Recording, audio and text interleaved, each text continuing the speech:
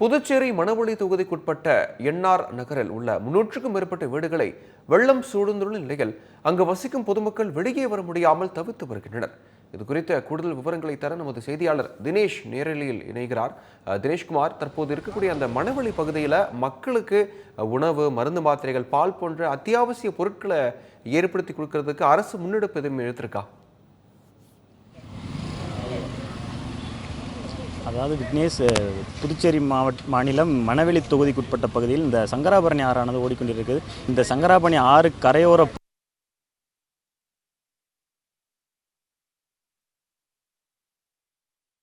அது மட்டும் இல்லாமல் இந்த நாட்டில் எந்த ஒரு முன்னறிவிப்புமின்றி நீர் திறந்தனால்தான் இந்த இவ்வளவு பெரிய பிரச்சனை என்று கூறப்படுகிறது.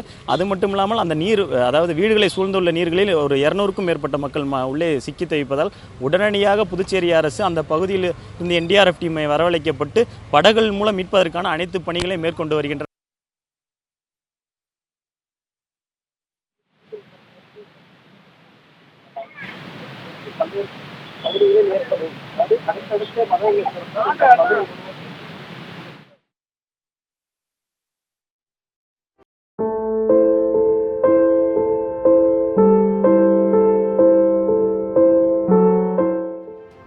தினேஷ்குமார், விவரங்களை வழங்கியமைக்கு நன்றி.